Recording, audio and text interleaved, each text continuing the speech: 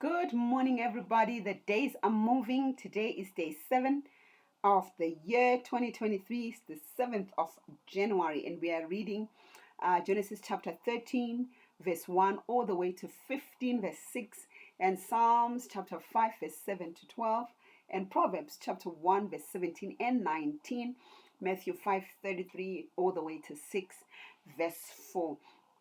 And we are excited to be embarking on this Bible reading plan, the blended Bible reading plan. It's not too late. You can still join us and catch up with us. We're still only 13 chapters into Genesis, or 15 by the end of this video recording. So you still have time to catch up and to read together with us. Now, we're looking at chapter 13, and we see Abram and Lot get to a point where they have to make some reconciliation. There are issues with their headmen, there are issues, in their camp because of space. There is fighting. And Abram says something powerful. He says to Lot, there is no need for us to keep quarreling because we are relatives. And I want to talk to us concerning relatives. Many people are not in good books with relatives, and that's the worst place to be, because these are supposed to be your people. Are you spending more time with friends and giving your resources to friends more than you are with relatives? May the Lord just come through to you and cause you to remember that those that He is your first church, or the first people that you should reach for Christ, are your relatives. Once you show them that you are truly now being conformed to the image of Christ, many of your family members will come to Christ. So Abraham refuses to argue with Lot and says, we are relatives. Now, there's another issue that I noticed there, is that he says, look, the whole land is before you. Sometimes we are arguing with relatives when there is a whole land before us. There is enough, abundance. There is abundance. Some of the things we are fighting over could easily be resolved nicely, because there's abundance.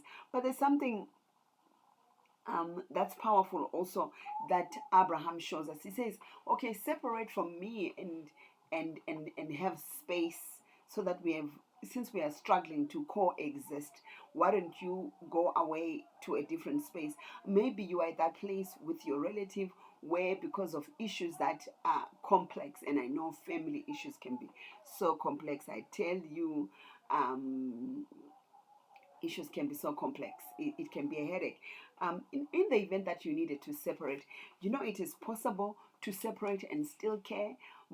Unfortunately, whenever we separate and we go different ways, we tend to say, I don't care about you anymore. Why am I saying that? Look at chapter 14, verse 4. 14 verse 14 rather.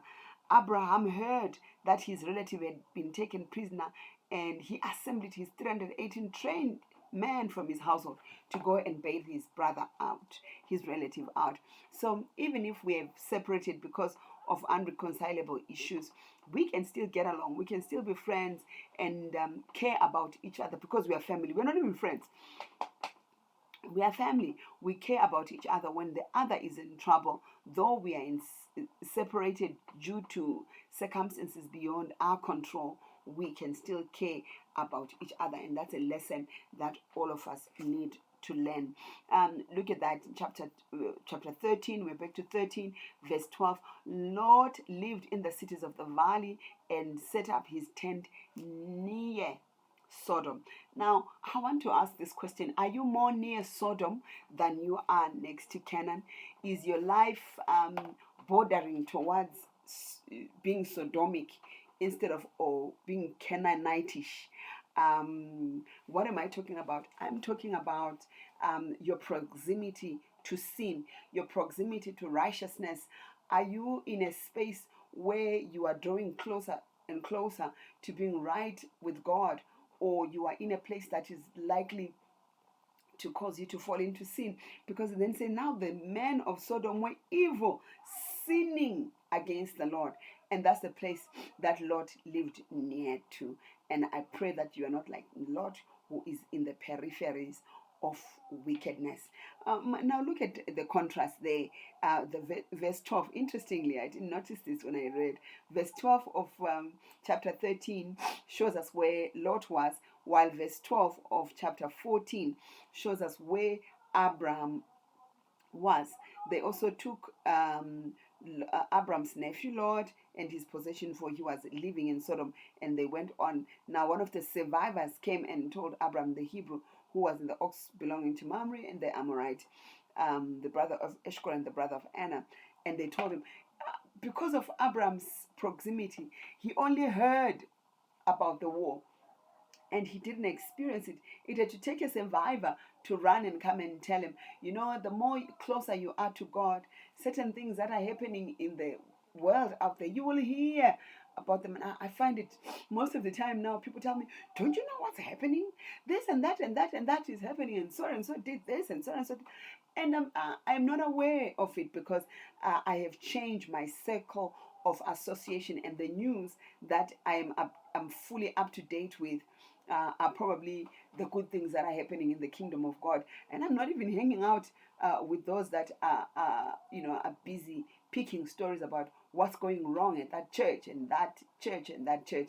I am hanging around with people that are spurring me on in the things of God, and I am praying for you to also be like Abraham, whose location made him not experience the war but only hear about it. And this year, according to your associations, you will only hear about certain things. Calamity will not come near you because you are positioned at the right place. That's so powerful. Now, verse 18 says, so Abram moved his tent and went to live beside the oaks of Mamre, Hebron, where he built an altar to the Lord. Wow, do you remember Hebron? Later on is established as a city of refuge. I watched a documentary on Hebron the other day. Oh, wow. I mean, the current Hebron, where the city was located, and they've preserved certain places to show the way of life that people lived there. It was indeed a city of refuge and protection for many. Come to Hebron, come under Christ, and you will be safe. And then I made a note there to say that Lot, the day that Lot moved away from Abram, that's when God said, lift up your eyes, and he exposed Abram to the many things that were going to be his. Sometimes your progress is being deterred by what you are still holding on to. Are you still holding on to certain things that are slowing down your progress? And I pray that God will give you the grace to let them go. Interestingly, in chapter 14, verse 4, did you see there where the 5 kings failed to defeat Kedorlaomer, yet Abraham with his one army, he managed to defeat him. That's going to be a portion this year. You are going to conquer, you're going to rise by the grace of God, and you're going to conquer what many people have failed to do for a long time. And verse 21 of chapter 14, it's interesting how the king of Sodom is very clear about what he wants. He says, give me the people, but take the possessions for yourself. Sometimes the enemy has taken the people away from us and given us possessions. The enemy has taken away your children and our children because we are busy working and chasing up after money, and he has them, and our children are stuck in certain things because we are not paying attention to them. We are chasing after the possessions and not the people. You are a couple and you're busy chasing after the money, but you no longer have each other. May God open your eyes so that you can get back to what is important. Finally, Abraham refuses, not finally, I think I still have a few more things. Maybe let me talk about that in the next video.